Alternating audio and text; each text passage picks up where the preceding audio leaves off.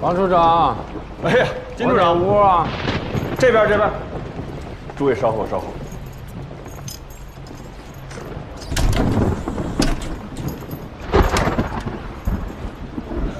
金处长，条件简陋点，多担待。牢房而已，何必处长？秦处长，这话可就寒心了啊！大佐不是说了吗？老鬼只存在于你5人当中的1位，其他的呢，都是同僚朋友，不过是审查嘛。白天就当是上班了，接受大佐的审查；晚上下了班，全当度假。金处长，您就带个头吧，啊，早一点把老鬼给抓出来，咱们就平安无事，皆大欢喜了。回头啊，我跟他们4位串个供，一致供出，这老鬼就是您王处长，这样才叫平安无事，皆大欢喜。各位晚安。晚安。吴大队，行。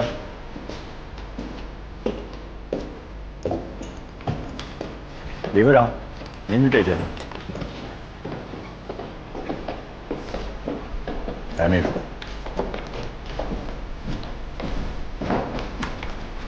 行。谢谢。顾小姐，请。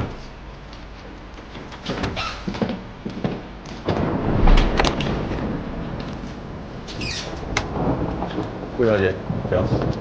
这是你的房间，龙川大佐专门为你选的。叫顾上尉。是，顾上尉。啊，这间房子原来是钱武义的2太太住的。奇怪的是，没人见过她，只知道她比钱司令小20几岁，还是留过洋的女学生，才貌双全。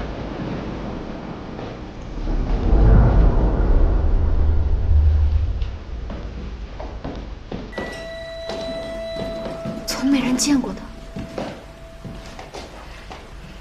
小毛，别管刚才龙川大佐跟你说了些什么啊，不用害怕，一切都有我呢，咱们是自己人。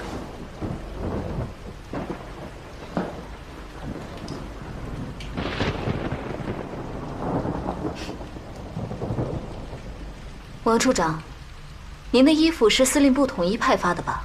啊，对呀，怎么了？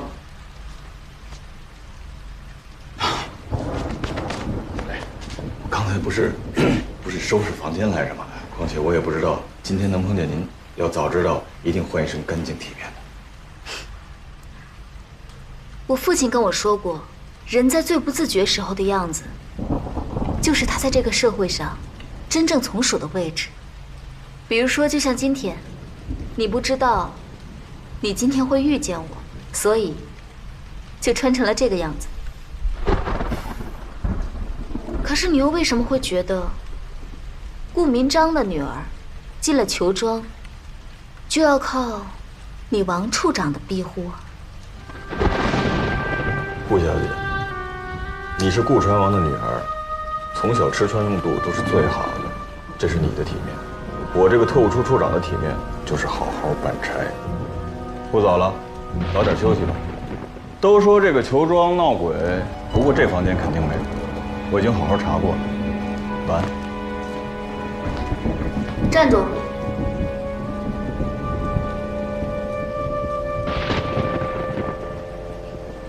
钥匙。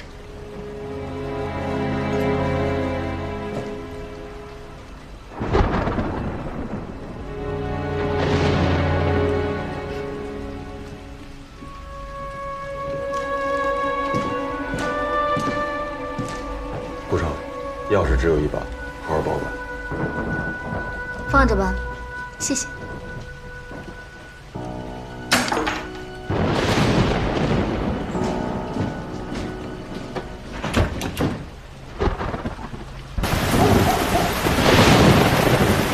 大佐，这个囚庄刚建成的时候，只有栋楼。后来是在何家搬进来之前吧，裘老庄主找了一个风水大师给看了一下罗盘，这才决定建西楼。而且必须要和对面的东楼一模一样，说是要镇邪。再后来嘛，裘老庄主过世了，这个大少爷呢？王处长，你对裘庄知道的不少啊。大佐，您也知道，出身就是士鼎之间，都是道听途说的。渴望权力。您说什么权力？对称在建筑学上象征着威严和权势，把自己的庄园建得像镜像一样绝对对称。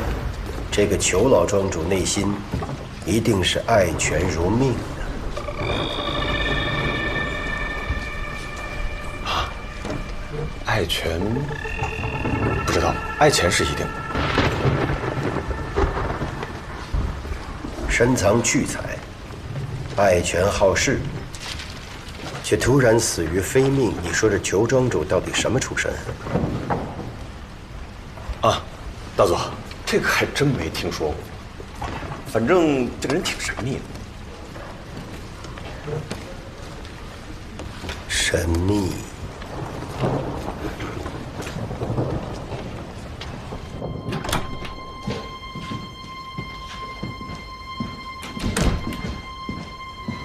大佐，都准备好了。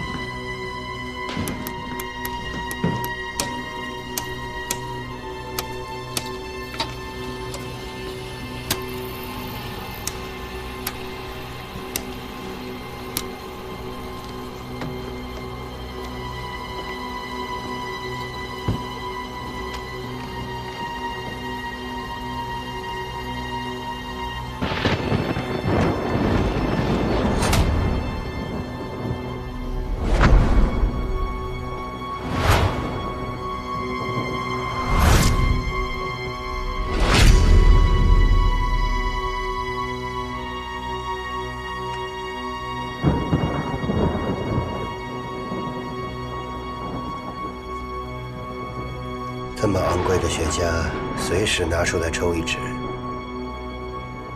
太奢侈了吧？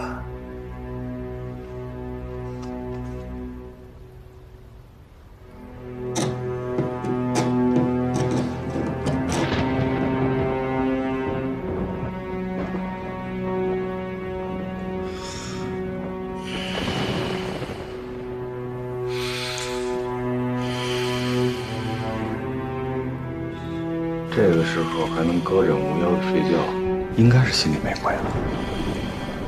那可未必。别忘了古人曹操梦中杀人的故事。有时候做梦，是为了比清醒时更清醒。大佐，你真是比中国人自己还了解中国人。可有时候有一个人我看不清。谁呀？你。大佐，你别说笑。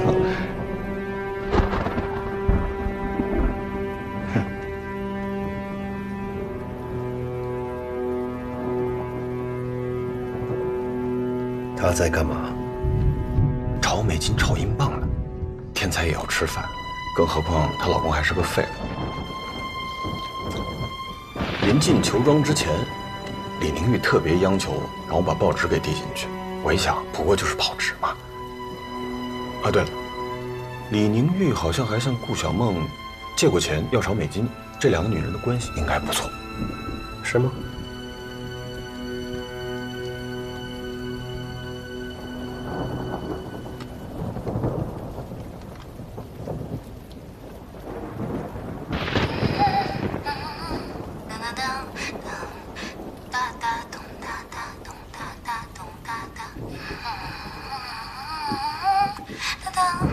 春之声，顾上尉哼唱的是《春之声》舞曲，就是森田死那天晚上给他们伴舞的曲子。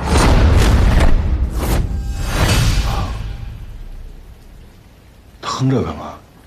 太晦气了。哼。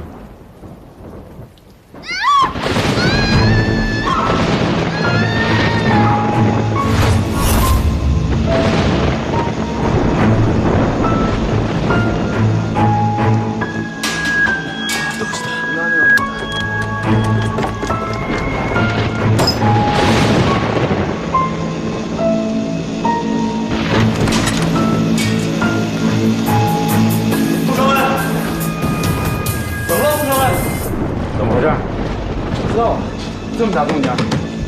郭小猫，上来！郭小猫，上来怎么了？什么事了？开门呐！别拧了，一定是锁着呢。郭小猫，上来！上来！我撞门了！发生什么事了？撞门了！怎么回事？郭小姐，郭小姐！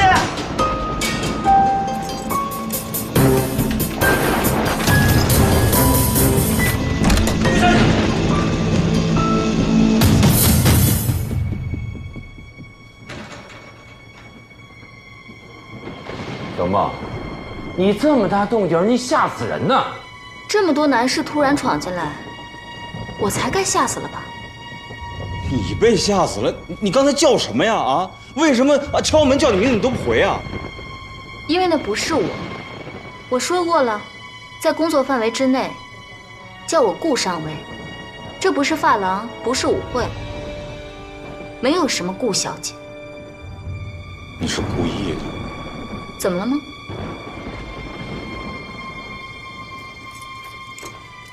哦，对了，这球庄居然有老鼠。哪儿呢？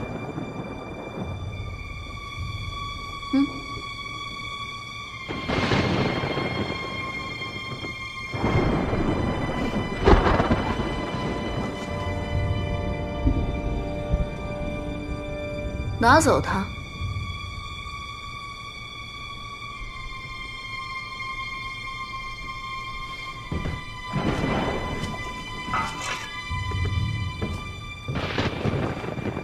站住！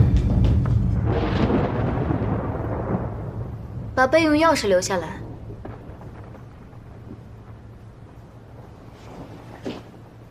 请原谅顾少尉。都说球庄闹鬼，鬼宅惊魂呢，还以为你遇到了别的什么危险，真是不好意思。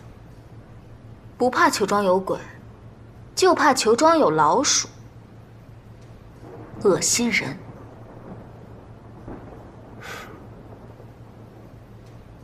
给他们。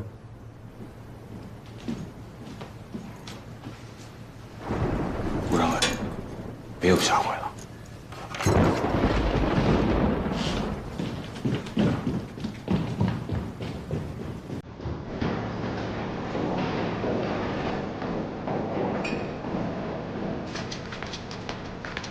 失职，确实是属下失职。大佐，真是想不到啊，二太太的房间怎么可能会出现只老鼠呢？这个顾小梦啊，是顾传王的千金，从小娇生惯养的，洗澡时候冒出只大老鼠，可不是吓得鬼哭狼嚎的吗？娇生惯养的，独生千金怎么会在自己洗澡的时候愉快地哼唱着对她来说是死亡之舞的曲子呢？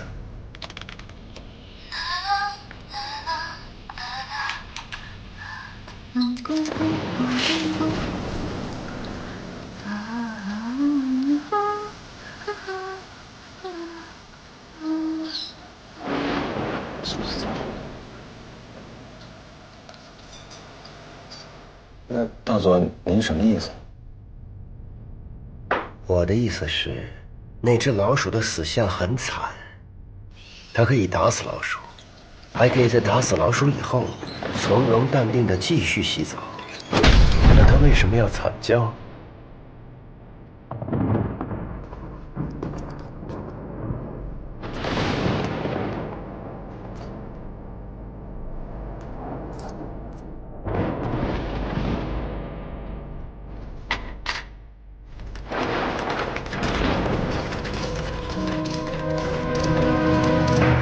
重兵把守，还装腔作势的还什么钥匙？至少这钥匙在自己手里，就不会成为第二个钱虎义。哎，吴大队，李科长这钥匙，干脆你拿回去得了。哎，顾上尉刚刚这声音叫的那么大，李科长离他那么近，不会听不到吧？只有他没来，会不会出了什么事儿啊？你还担心李科长？李宁玉比我们三个男人都聪明。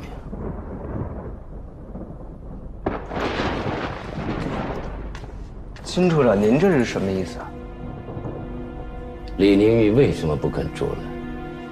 你们还真以为裘庄捉鬼和上次密码传上一样，京城团结，相互掩护，5个人都能活着走出去？哼！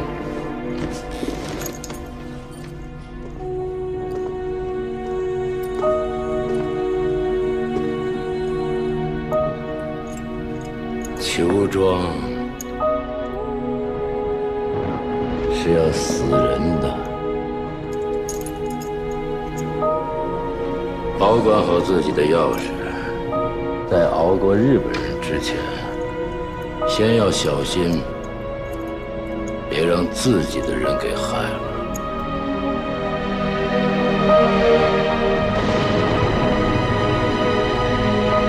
大佐，您是说他是故意这么干的？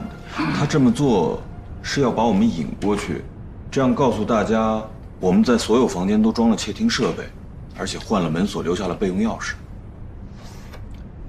我相信从今天开始，那些机器再也让我们听不到什么有价值的声音了。大佐，您不会现在已经怀疑顾小梦就是老鬼了吧？我怀疑所有人。不应该呀，顾小梦是顾传王的独生千金，大资本家的后代，这不正是共党斗争的对象吗？顾小梦是顾传王的独生千金，那是大家这么说。如果她不是呢？间谍的履历都是编造过的，那就更不可能了。能进剿总司令部的哪一个不是粗筛子筛过了，细筛子再过一遍？这根本做不了假。是吗？那刘中队呢？明天把所有关于他们的档案资料交给我，只要是经过编造的履历，都会有漏洞。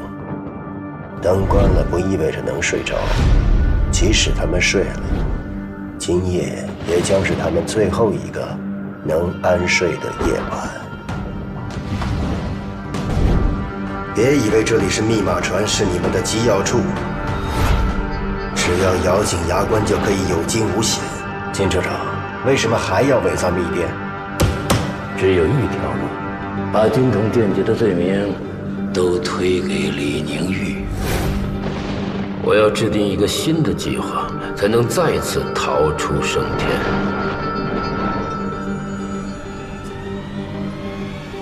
记住，这里是裘庄，是你们的法庭，你们的监狱，你们的刑场。不要抱任何幻想能够活着离开这里。明知道我只会杀人，但这点本事能够救你出去。我要活着，只有活着，才能送他出去。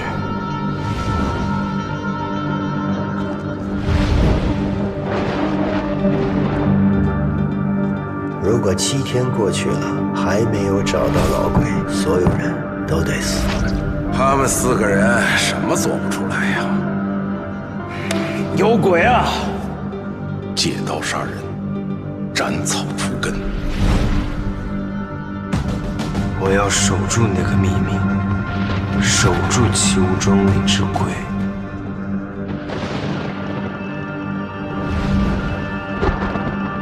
藏得再深的鬼，在强光底下，也该现形了吧？按照李科长在船上破译的那封德军密电，恭喜大家，这份生死攸关的情报，成功地传递出去了。我要冒险一试，看看我们5个人中间，谁是那只鬼。遗憾的是，黄雀没有掌握足够的信息，但是他可以确定一点，情报是在船停靠当天传递出去的。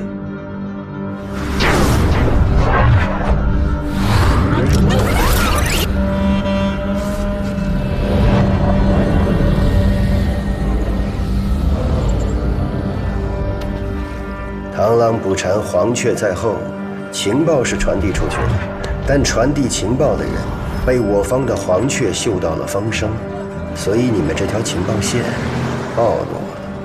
而李科长，你身上的疑点最明显。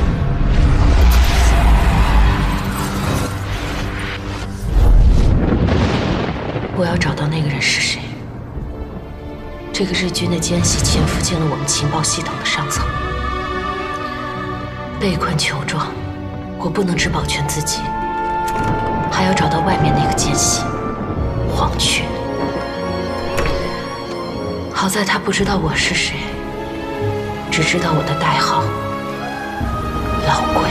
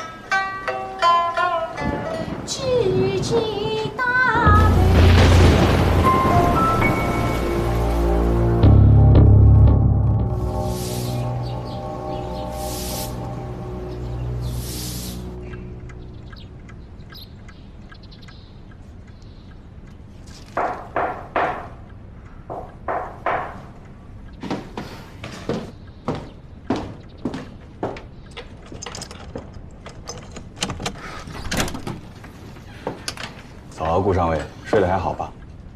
王处长，现在是早上6点钟，昨天晚上又折腾到1、2点，就算我们是囚犯，也总得让我们睡觉吃饭，这样才有力气接受你们的调查。再过1个小时回来叫我吧，我再休息一会儿。怎么？你还有什么事吗？顾上尉，龙川大佐确实是吩咐我半个小时之后再来敲门，然后让你直接去西楼接受审查。可是我不愿意这样做。刑讯多年，我最清楚了，睡眠就是一种麻醉剂，需要大量的时间和方法才能清醒得过来。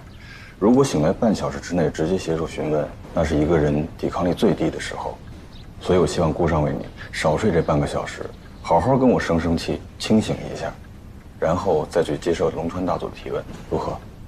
王处长，你不是在帮我，而是在害我。你为什么会这么想呢？这疑犯才需要清醒脑袋，我是个无辜人，我干嘛要清醒啊？你这样格外关照我，是要把老鬼的嫌疑推到我身上啊？顾小姐，顾传王和他那些体面的朋友应该都是正人君子，所以他们从来没有教过你什么叫3人成虎，人心险恶。可你自己应该知道啊，在密码船上，你们不就一起活生生把金圣贤给说成了苏联间谍吗？只不过这次换成你们要推出一个人来送死了。啊，我忘了告诉你，金生火现在就在龙川大佐的房间里。你猜，他会说谁是老鬼？如果我们5个人当中有老鬼，一定是顾小梦。你有什么凭据吗？在他进入司令部之后，才出现了泄密。在这之前，整个司令部几乎是铁板一块，从无漏洞。他这个人口无遮拦，任性妄为，像鬼子这样不堪入耳的话，他张嘴就来，这还不能说明问题吗？可他是顾传王的独生千金呐，这样的家世，他的出身，可能成为一名中共间谍吗？英国的间谍里，据说还有印度公主呢。哦，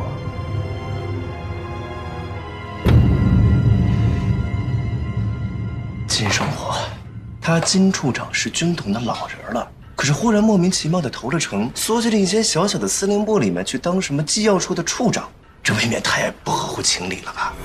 就算是像他说的，因为中统军统之争，戴笠要丢卒保车，可是中统军统争了这么多年了，哪次不是戴笠占了上风啊？没准啊，这就是戴老板的苦肉计。以金处长的能力嘛，做个双面间谍，接风使力，顺水推舟，这应该不算什么难事。呀，这个猜测太大胆了吧？大佐按照您推理的那样啊，他伪造密电的举动，不就是太可疑了吗？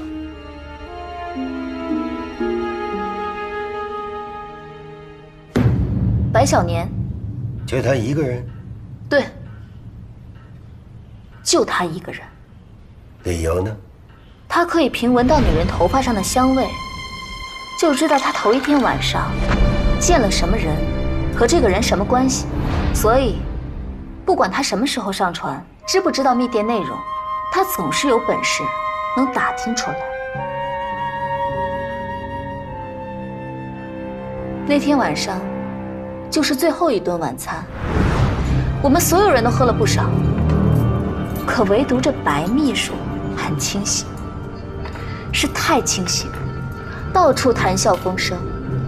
最奇怪的是，还问这守卫和救生艇在什么地方。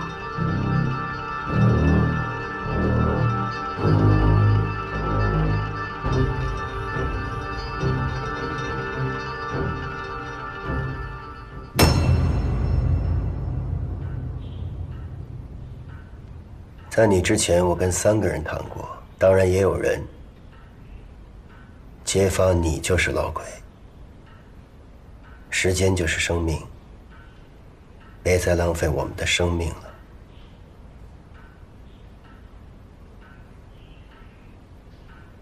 有人揭发我，我相信，但我确实不知道谁是老鬼。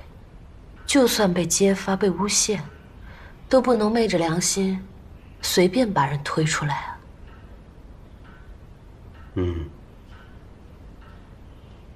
可是你自己就没有怀疑的对象吗？不怀疑。你撒谎，李尚小。你在刚才说不怀疑3个字的时候，眼睛眨了一下，说明你有一个怀疑的人，为什么不说出来呢？说吧。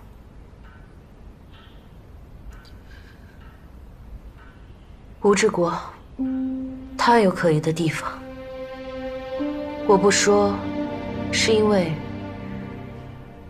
他不太可能是老鬼。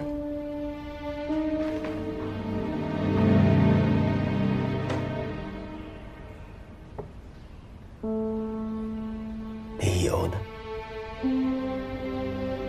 他曾经向我打听密电的内容，就在我破译成功之后。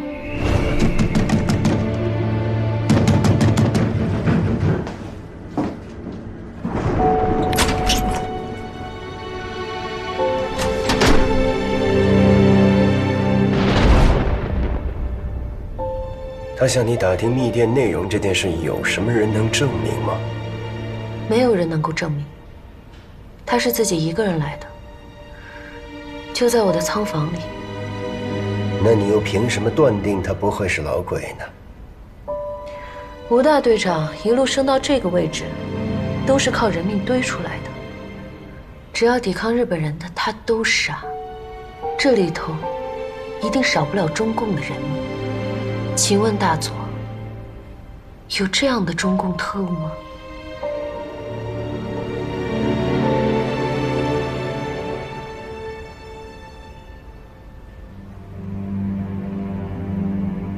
顾小梦、金生火、白小年，还有那匹黑马，就是你吴大队长。4个人都已经谈过了，就剩下你一个人的供词。说吧。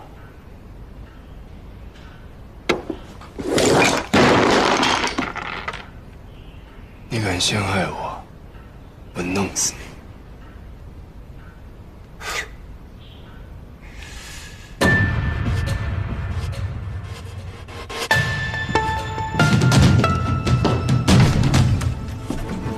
这吴志国还真是反了他。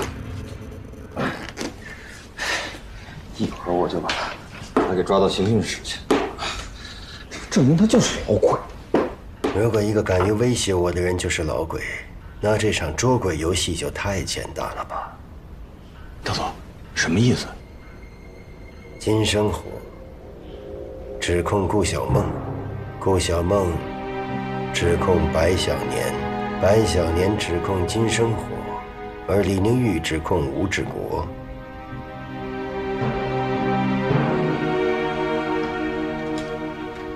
呀，只有李宁玉没关系，这不咬成罗圈架了吗？可他们当中的指控分明在为自己洗脱嫌疑，比如金生火指控顾小梦。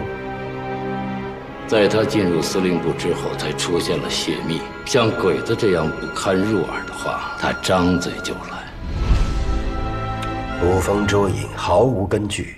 一个戴笠一手培养起来的间谍捕手，如果他怀疑一个人，必定是一剑封喉，怎么会说出如此轻描淡写的分析？对，正说明了啊，顾小梦他不可能是老鬼。您看啊，一个间谍怎么会这么明目张胆地说出自己的不满？潜伏进来的奸细正应该表现得忠心耿耿才对。是吗？依我看，没有人比王处长更像这个内鬼了吧？大佐，这话可不能开玩笑吧？生死攸关，我从不开玩笑。我倒真的希望王处长身上没有隐藏什么秘密。绝对没有。赌咒发誓的话就不要再说了，不要浪费我的时间和生命。让我们再来看看这个白小年吧。白小年指控金生火，用的理由恰恰是我昨晚指出的伪造密电。大佐按照您推理的那样，他伪造密电的举动，不就是太可疑了吗？也就是说，白小年比金生火更值得怀疑。金生火的怀疑基本可以解除了。虽说他抽雪茄串供非常可疑，但多半是为了自保。伪造密电恰恰证明他不是内奸，一个真正的老鬼。他一定希望李宁玉破译出密电，而不是拿一个假电文来帮他过关。不对呀，大佐，昨天晚上是你先说金生火伪造密电正是他身上最大的疑点。为什么我昨晚要指出每一个人身上最可疑的地方呢？为什么？而李科长，你身上的疑点最明显。小梦，拂晓前的一场梦。可惜你这么一个家人，也上了密码船，甚至涉嫌杀害森田大佐。金处长身上最大的嫌疑之处就在于，你太不主动。就时间而言，你没有可能窃密。但是如果情报是你发出去的，这就说明老鬼是两个人，一个是你，一个就是吴大队长。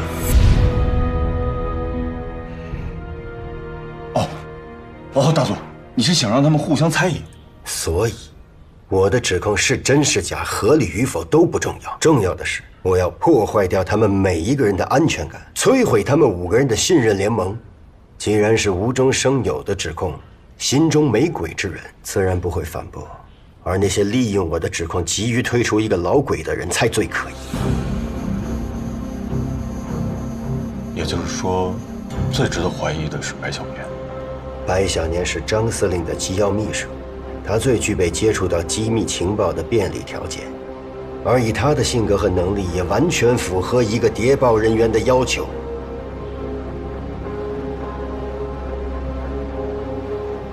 可是李宁玉对吴志国的指控也很有意思。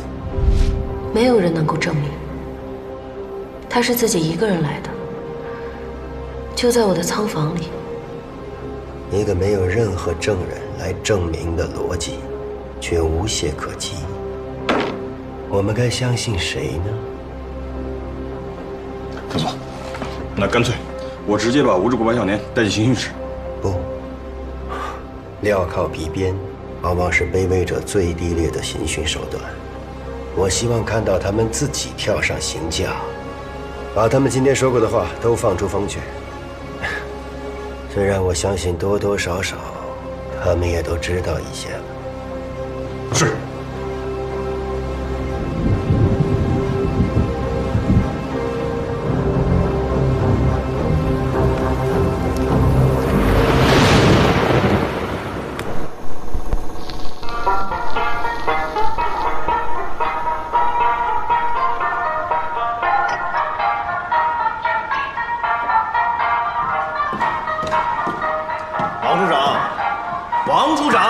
求求您行教课把这东西给关了，吵吵嚷嚷的，我们心里乱得很，听不得这个。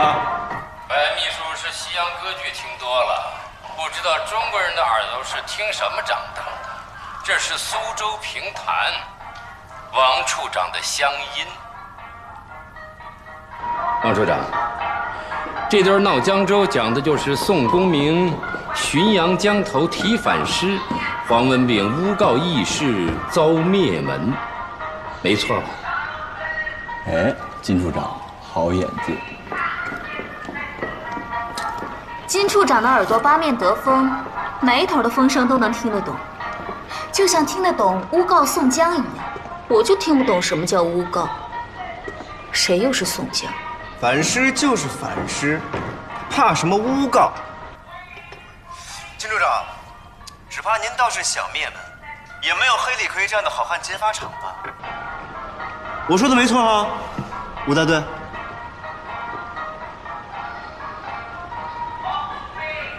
金处长刚刚说的对，我们苏州有3绝，宋诗评弹绣花娘，扬州也有3绝，瘦马盐商断肠汤。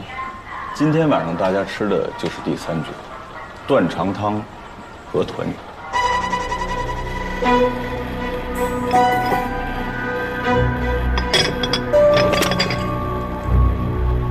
看来王处长今儿晚上是不想给我们活路了，是吧？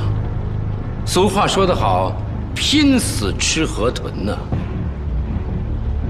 这刀都架到脖梗子上了，那就痛快点，有冤的报冤，有仇的报仇。白秘书，你是张司令身边的大红人，我对你可是一向敬重有加呀。可没想到，机要秘书，保密的白日鼠不当，非要当着告密的黄文炳，是吗？金处长，既然自己心里头有密，就别怕被告密啊。伪造密电的是你吧？雪家串供的也是你吧？自己脑袋后头长反骨，想当宋江，那就别怕过公堂上法场啊！放屁！串什么供啊？这串供没你的份儿。你也是个大头白秘书，我要是宋江啊，你这后脑骨，它也是反的。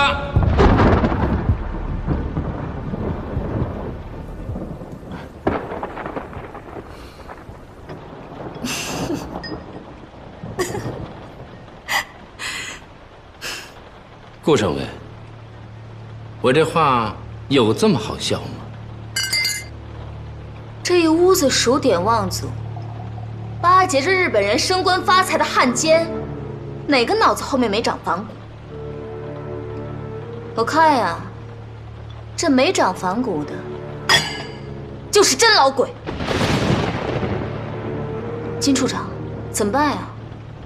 我又骂皇军了。你再向那个不阴不阳的龙川肥原告我呀！白秘书有句话说得不错，提了反诗，就别怕告密。姓金的，你不是最会整人吗？我告诉你，等我出了这囚庄，你敢让我把谁弄死你，我死了，你更别想活。这话也就顾上尉敢说得出来。爹比皇军亲，投胎比投靠要紧。我这种出身可就没办法了。想要活命，那只能靠四处交际，打探风声。哪像顾千金呀，顾大小姐，一个人在楼上，照样有人早半个钟点敲门，关照得很啊。是个男人就把话说清楚，当了汉奸还不算，还学会捕风捉影、造谣生事了是吧？玉洁，你别拦着我，再忍着，我们非要被这几个没种的男人给害死。好。在这个屋子里，谁不是捕风捉影？谁不是造谣生事？金处长咬了你顾上尉，你顾少爷咬了我白小年啊！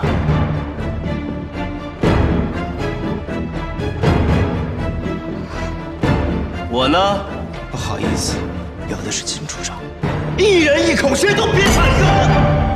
这一屋子的汉奸，黄文炳出卖者。就吴大队长算条真汉子，可是也死得最冤。披肝沥胆、掏心掏肺，到给人家卖的最痛快。你们这帮人啊，不想当华文饼，那就得成林冲。你们敢吗？啊！不敢，就给我忍着。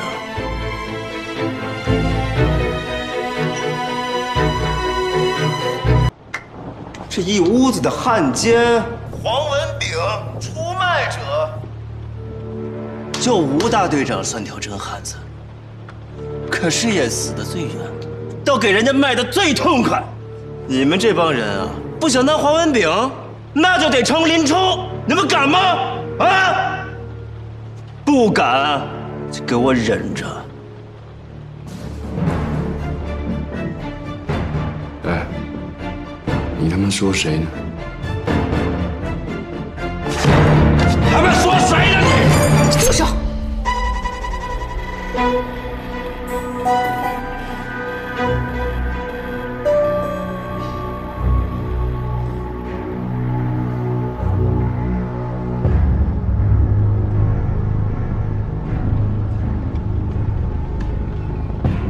举发你的人是我，你要是很想打想杀，就冲着我来。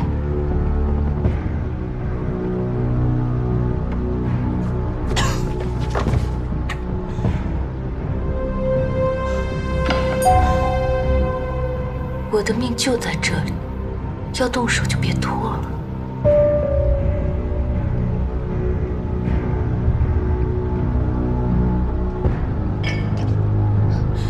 吴志国，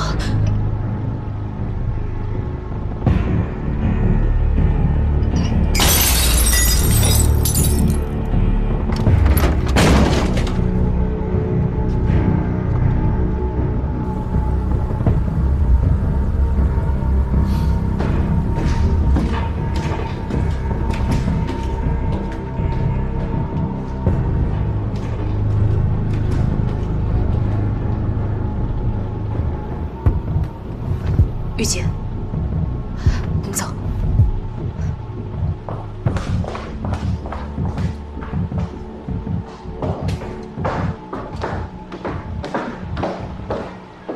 哎呀，可惜了，白瞎了这扬州三绝。王处长，能给点夜宵吗？这年纪大了，胃空，夜里会闹心。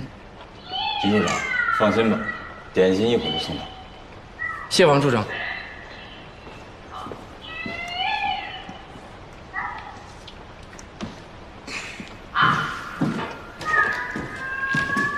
来，妹哥，这夜里多加小心。多谢王处长提醒，我今夜一定锁好。哎，对了，王处长。不会有第3把钥匙了吧？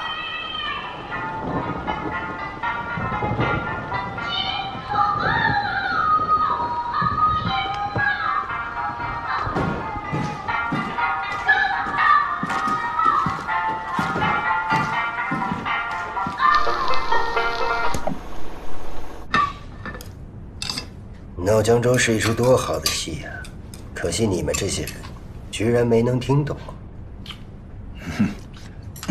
大佐，您分析的太对了，那个白小年确实嫌疑最大，一晚上就说他最闹腾了，先惹金生火，然后骂顾小梦，到最后连吴志国那个杀星他都了不。这明显啊是心虚则乱，要我说他是故意把水给搅浑了，嫌疑他起码占8成。可是李宁玉那句话是什么意思？哪句啊？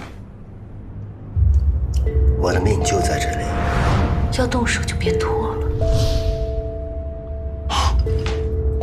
他那些破事儿，整个司令部的人全都知道。吴志国一直对李宁玉有意思，李宁玉呢，结过3次婚，现在这个老公又是个废物。就在进裘庄那天下午，李宁玉的老公还跑到司令部大闹了一场，气得吴大队差点当众杀人。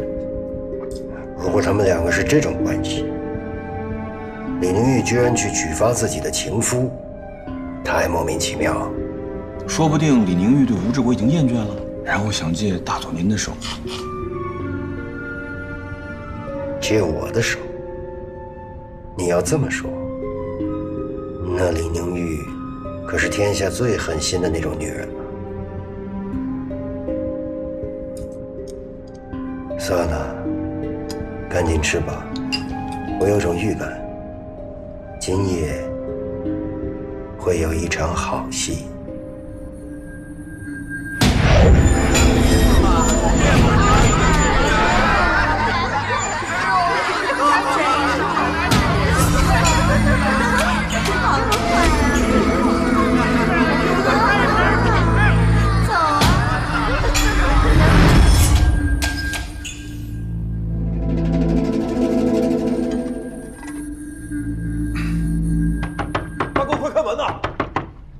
吵吵什么呀？进来！大哥，出事了！什么事儿？吴志国闯到李宁玉房间去了。真假的？啊！吴志国，你给我出去！玉姐，吴志国，你开门呐！你抓我不怨你。你什么时候向你打探过地点？是个男人。你什么时候向你打探过情报内容？李科长，怎么办？快开门呐！李科长，吴志国，你开门！李宽，哎，吴志国，吴志国，我你这开门，开门！吴志国，你想对我干什么？他进去多久了？一直没出来吗？我们也不知道进去多长时间了。我们是听见李上校的喊声，我们才出来的，也不知道发生什么事儿。快想想办法吧，别说了。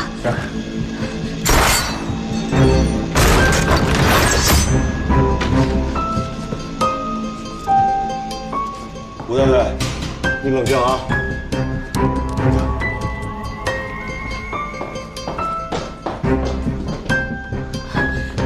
玉姐，你没事吧？吴大队，麻烦你，还有李上校，到荣山大佐房间走一趟吧。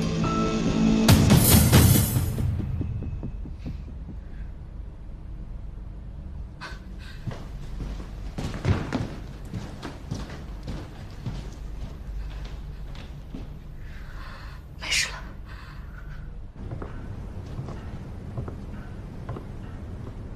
趁热喝，压压惊。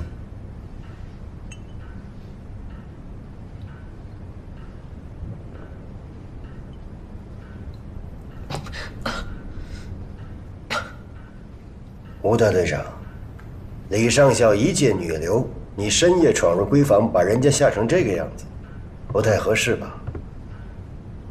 没什么不合适，全司令部上下都知道我跟他就那种关系。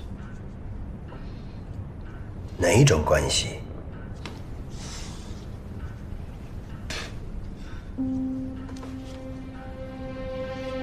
他的资料档案你看过了吧？还没有，我更愿意听吴大队长生动的讲述。她第一任丈夫乡绅的儿子，送她出国留学，等到她回来就被他抛弃。第二任丈夫张学良身边的亲信，西安事变之前得了重病，死了。第三任丈夫，前英国驻华大使馆的高级翻译，你们日本人来就失了势。现在轮到我，该我死了吧？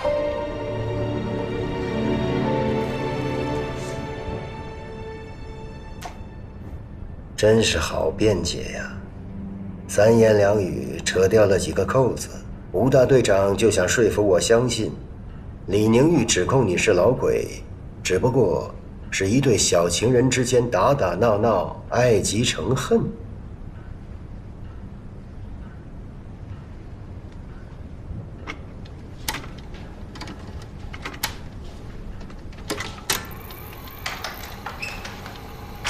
这东西让我最喜欢的地方就是，没人听的时候，它也会录音。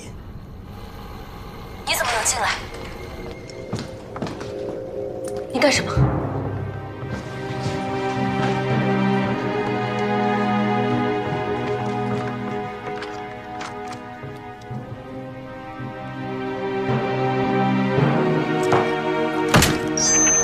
吴志国，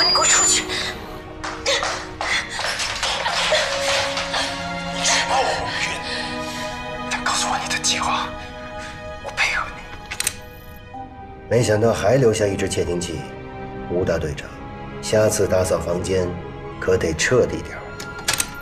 我没有任何计划。你向我打听情报内容，我觉得可以，就报告给龙川大佐。可我也说了，你杀了太多人，绝对不可能是老鬼。我什么时候向你打探密电？我什么时候向你打探过情报内容？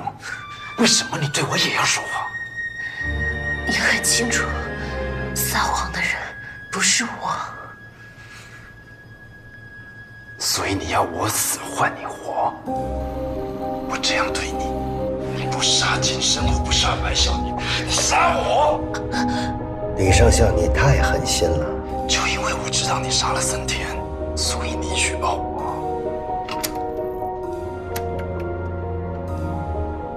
吴大队长，你真的亲眼看见李上校刺杀森田了吗？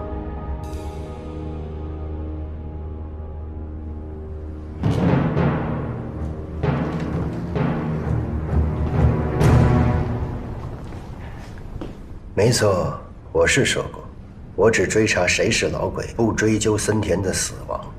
但如果刺杀者是李上校，那情况就不同了。他刺杀森田在前，构陷你灭口在后，最有可能，他就是老鬼。吴大队长，这是你洗脱自己嫌疑最好的机会，说吧。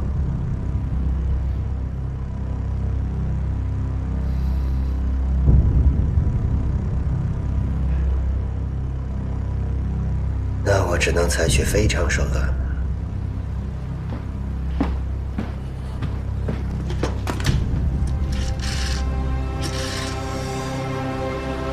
请王处长过来一趟。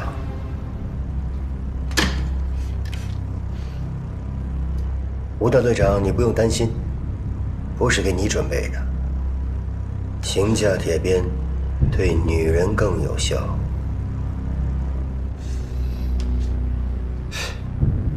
我没有看到过。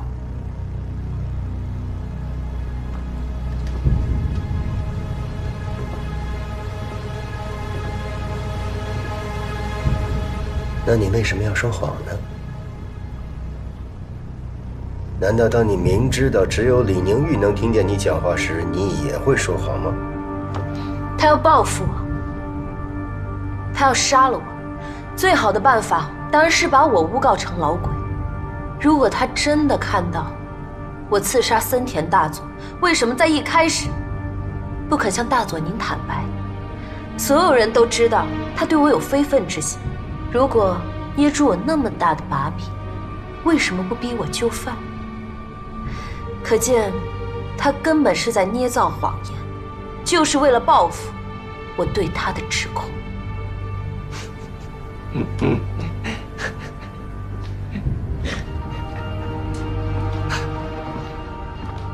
怎么了？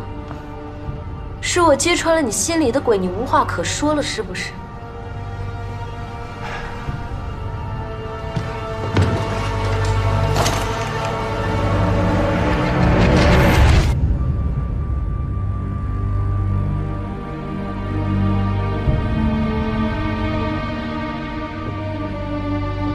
吴大队长，李上校要是死了，你可就再也没有洗脱自己嫌疑的机会了。这一枪，你该打。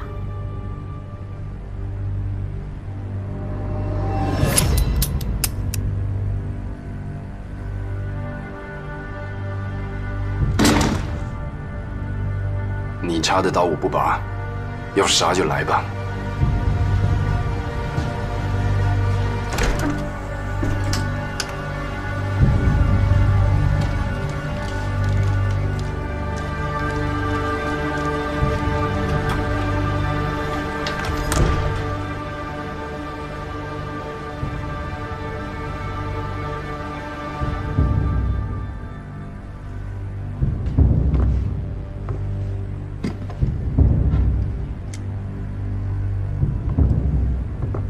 李上校，别怪我刚才袖手旁观，你也看见了，枪里没有子弹。可是让我感到好奇的是，像吴大队长那么一流的杀手，片刻之间就能感到没有子弹，那他为什么还那么冲动？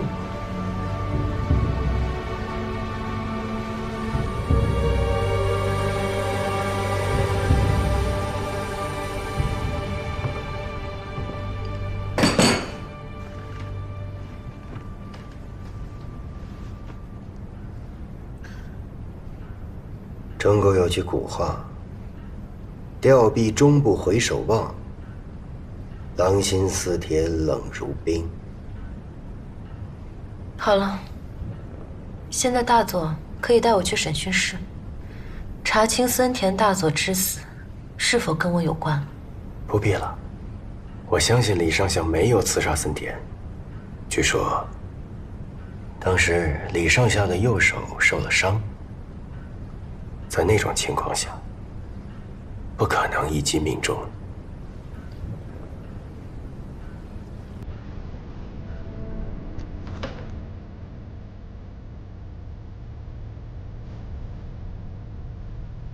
刀伤，放血疗法，医学家说是中世纪的迷信，但是很奇怪，每次我的哮喘发作都很有效。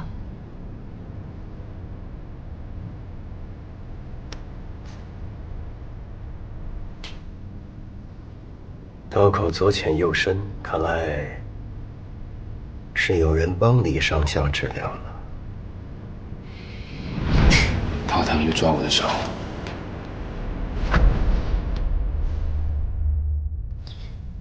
以前发作的时候，都是他。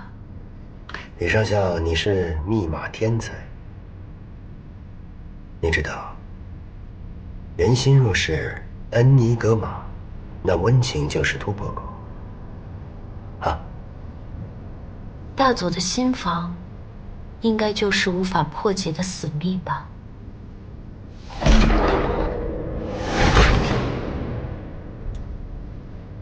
王处长，带李上校回房间休息，顺便把门锁换了。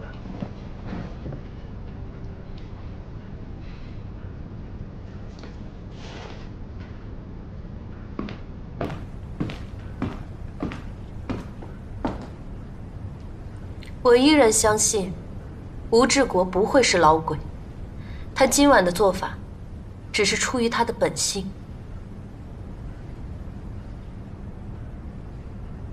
他的本性，睚眦必报。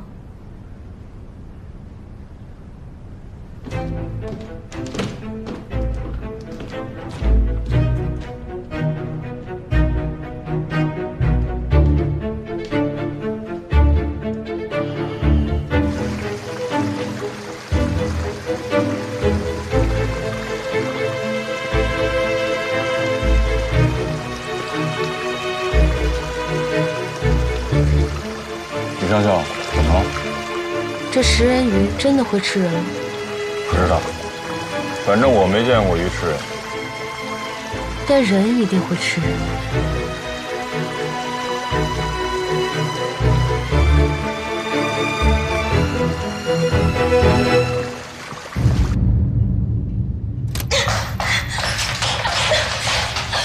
举报我无冤，但告诉我你的计划，我配合你。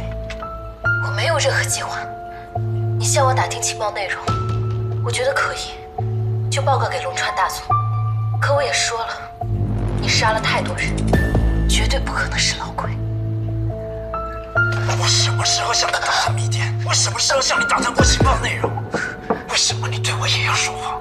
进来。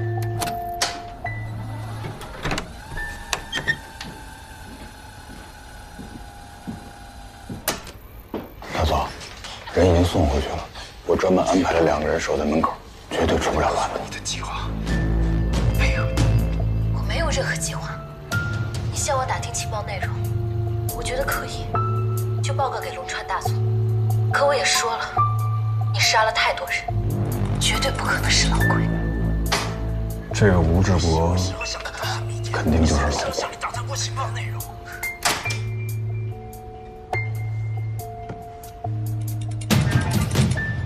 你为什么这么判断？为什么不可能是李宁玉呢？您怀疑的是李宁玉？在没有充足的佐证之前，我可以怀疑任何人，但我无法确认，只能从他们身上去寻找漏洞。吴志国对李宁玉有男女私情，这是显而易见的，所以才会在第一次的审讯中才会那么虚张声势。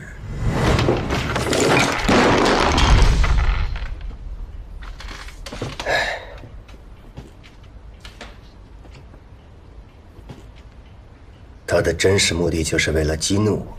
你敢陷害我，我弄死你！好让我把所有的注意力都集中在他身上，掩护李宁玉。一个中共的高级间谍不会如此任由自己的私人情感胡来，从这点上来说，他不像老鬼。如果按照大佐您的推测，吴志国深爱着李宁玉，那他又怎么会泄露李宁玉的秘密呢？难道说他真的自以为已经彻底毁掉了房间里所有的窃听设备，这才放心大胆地吐露真言吗？你不这样认为吗？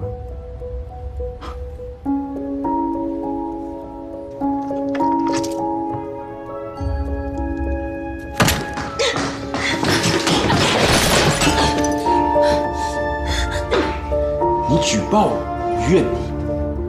你的意思是，吴志国故意留下一只窃听器，以便指控李宁玉。李宁玉先指控的他，如果他直接举发李宁玉刺杀，那大家都会认为他是在报复。而像现在这样，不小心泄露出来，可信度反而大大提高。大佐，把这些事情前后联系起来想一想，如果吴志国真的是老鬼，他对李宁玉的那片一往情深，可就不仅仅是私人感情的放纵那么简单了吧？这几年司令部早有传闻，情报科破译出来的密电，吴志国知道的比金生国还早。一开始我是以为吴志国从李宁玉那儿套出情报，不过是为了多立功，往上爬得快一点。可现在看起来，他用的是美男计，用肉换情报呢。现在好了，眼瞅着自己就要暴露了，这才百密一疏的把李宁玉抛出来做他的替死鬼。共产党的间谍真厉害。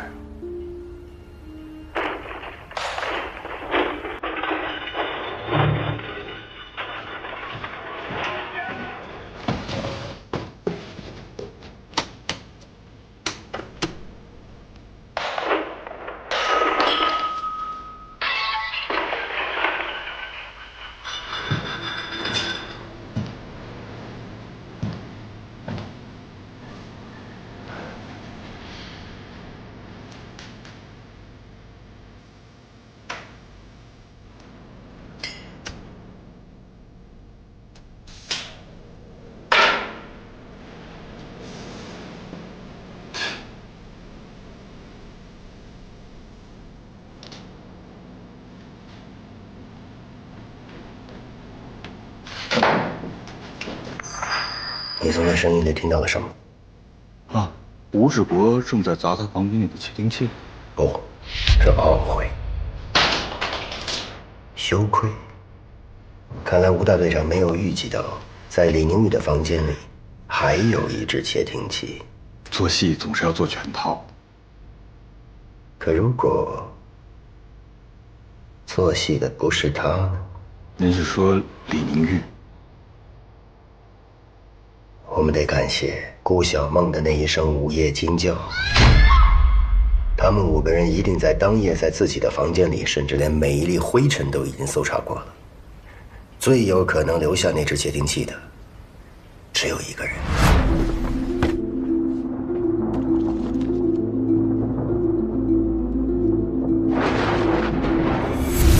李宁玉故意安排的窃听器，可是他怎么可能估计得到吴志国进屋之后都会说些什么呢？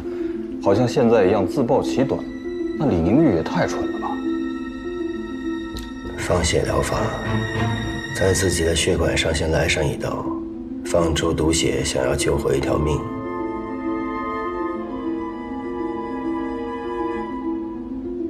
吴志国手里捏的完全可以置李宁玉于死地的一个大把柄，但现在在你王处长眼里，成了吴志国的反状。大佐，如果反过来想想，李宁玉确实有一个大把柄捏在吴志国的手里，那他怎么胆敢在你的面前一口咬死吴志国？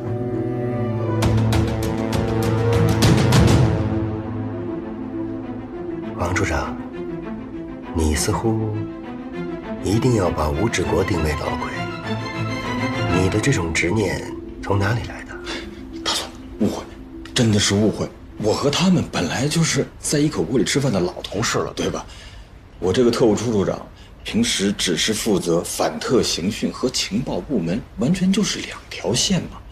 一没有恩，二没有仇的，我们不存在任何偏见。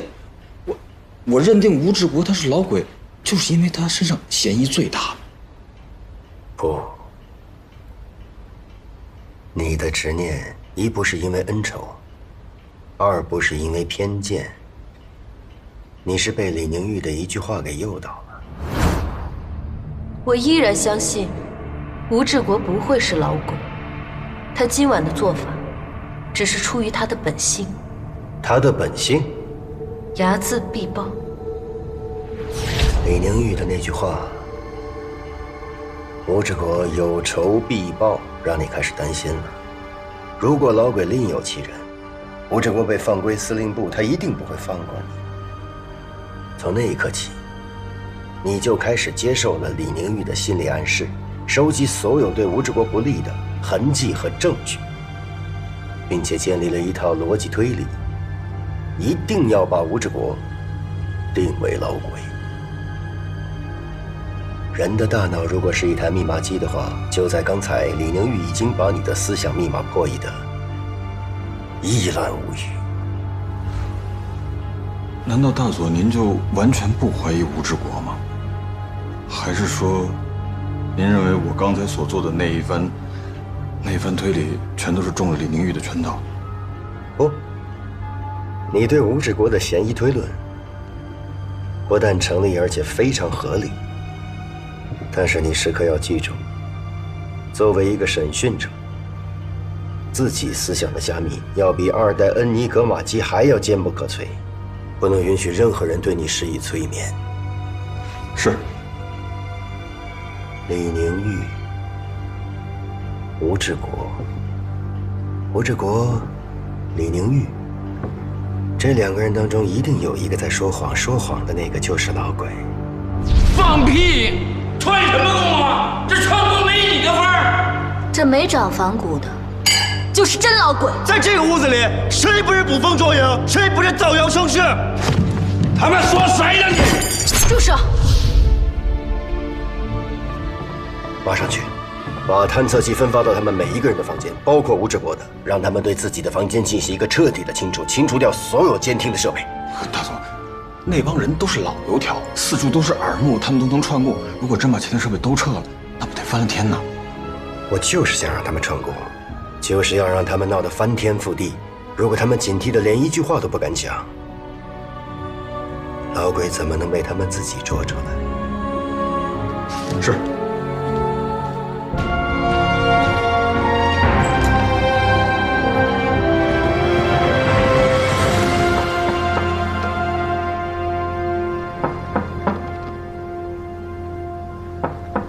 郭上尉，怎么？吴志国闯进李宁玉的房间，你也要闯进我的房间吗？误会，正因为吴大队生闯了李宁玉的闺房，怕你觉得不安全，所以送点东西来。这是干嘛？窃听器探测仪，大佐说了，这样大家都安心。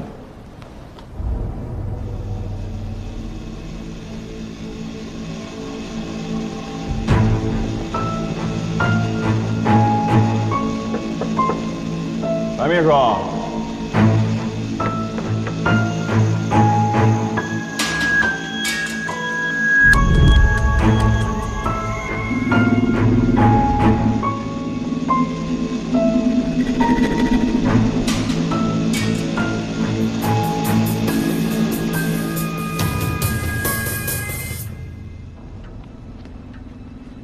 掩耳盗铃，虚张声势。我们都坐了鬼子的牢，就算这个时候把窃听器都取了，又有什么用啊？命还在他们手里。顾上尉大概不知道，张司令的机要秘书啊，基本上就没有撑过半年的。为什么我就能一直幸存到今天呢？因为你是司令夫人的干儿子。因为越是虚张声势的废话，我越是应和的响亮；越是掩耳盗铃的无用功，我越是落实的认真周到。只有这样的话，才能让那些捏着你性命的人体会到什么叫做权力的快感。所以啊，他们就能够饶你一命了。官场如牢房啊，白秘书的经验足可做你我今日之参考。什么你我？离我远点儿，嫌恶心。怎么了，小孟？还在生我的气？白秘书，你看，周公恐惧流言日，只怕就是我此时的境遇了。金处长，这两瓶都开啊？不，这瓶。民国10年的沙特拉图，好年份。遵命。小白，都检查过了。你们早就串通好了。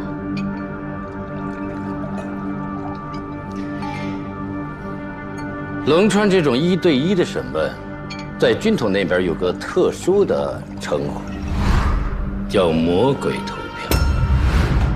一旦有人被投了数票，或者没有被投票，就会遭到特殊的怀疑。至于我们5个人谁会投谁的魔鬼票，在头天晚上，我都推测过了。他吴志国嘛，以他的个性，我估计他谁的票都不会投。李宁玉生性高傲冷漠，他绝不会指控一个比他更加弱小的顾上尉。当然，作为他的直接上司我，他也不会指控。如果他指控了我，就说明他长期以来对我的内奸行为毫无察觉，这对于他来说是个极大的耻辱。吴志国作为他的情夫，他当然也不会指控。这剩下的只有你白秘书了。至于顾上尉，他任性散漫，这感情动得比脑子快，人动得比情势急。这5个人当中，他应该最厌恨的就是吴志国了。剩下的就简单了，我投你一票，你白秘书投我一票，全齐了。金处长出来的早啊。依我所知，当然出来的早，但是由于时间紧迫，周围又都是他们的耳目，所以我和小白就只能不告而别了。只可惜这3个人，你猜错2个，白小年、吴志国。这女人心海底针呐，我真是摸不透了。看来我金某真的是老了。不过好在啊，歪打正着，也倒是没有坏了什么大事。歪打正着。金处长刚刚说了，这是魔鬼投票，所以谁的票最多或最少，都会变成重点怀疑的对象。这5个人当中嘛，有4个人都有票，只剩下李明玉1个。金处长，你这是又要把所有嫌疑都推到李科长身上啊？你放心，小孟，这老鬼的嫌疑无论如何都推不到李宁玉身上。哦，顾上尉若是对共产主义的思想稍有了解的话，就应该知道，各国共产党都是极度自治的节欲主义者。李上校3亿祈福，而且现在还和吴志国纠缠不清。单从个人作风上，就不符合作为中共的条件。更何况啊，李上校呢，他的父母都是死于共产党之手。只要稍稍查查他的履历，就都应该知道，他这个人呢，绝对不可能是共产党。5个人的档案都在这儿了，刚从鸡鸣寺调出来的。知道我为什么要让你调阅这些人的档案吗？应该是想从档案里找出老鬼的破绽吧。王处长，你对中统、军统这样严密的组织内部的结构和运作一无所知吧？哈，属下本来就是草莽出身，自然是不知道。间谍需要身份，所以每一个间谍系统都有一个赋予间谍身份的组织。组织成员都是一流的小说家，他们会为每一个间谍编写一个庞大的故事，包括出身、性格、父母、爱人，甚至疾病、恶习，所有需要写入档案的或者不必写入档案的，涉及到每一个微小的细节。他们是造人的上帝，是间谍的创作者。那也就是说，从这些档案里找不出老鬼的破绽了。间谍的剧本里没有破绽，但一定会有痕迹。痕迹？有人说作家是被自己信仰操纵的木偶，间谍的创作者也一样，他们是组织最忠实的信徒，他们为间谍编织的故事里面难免会有信仰的痕迹。比如说贵国国民党的间谍履历往往是出身书香门第，少年得志，然后奋斗，颇具个人英雄主义色彩。而共产党的间谍履历就朴实多了，出身平常，甚至卑谷，然而踏实奋进，步步为营，因为他们相信集体主义，反对个人英雄。高级间谍的履历不会有破绽，但一定有创作者的气息。这就好比让贵国的大作家鲁迅去写龙之介的故事，也不会有日本味道。这出卖也是一种艺术，一流的出卖者都是剧作家，供词那也必须是最无懈可击的剧本。他这个人口无遮拦，任性妄为，像鬼子这样不堪入耳的话，他张嘴就来。金处长，怎么办呀？我又骂皇军了，你再向那个不阴不阳的龙川飞跃告我呀！这正说明顾小梦不可能是老鬼。一个间谍怎么会这么明目张胆地说出自己的不满？大佐按照您推理的那样，他伪造密电的举动，不就是太可疑了吗？伪造密电恰恰证明他不是内奸，一个真正的老鬼。他一定希望李宁玉破译出密电，而不是拿一个假电文来帮他过关。一流的剧作家，一流的表演者，他们不仅仅希望观众只是冷眼观戏，而是希望观众比他们自己更加的入戏。金处长，佩服，您把出卖也能说成艺术。小梦，端起你的酒杯，为我们平安度过第一关干一杯。当然了，我还有话要对你跟白秘书说。我不听也知道您金处长要说什么。您救了我一命，这情分我领了。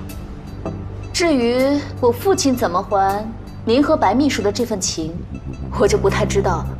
小梦，你这话说得太难听了。眼下我们虽然过了这一关，但后边兴许还有9981难要过，才能侥幸离开裘庄。你说这话是不是早了点儿？金处长，那您说一说我们的下一难是什么？这我不知道，但我只清楚一点：既然龙川肥原让我们亲手拔掉了他的监听器，这就说明他对魔鬼投票已经毫无兴趣，完全失望。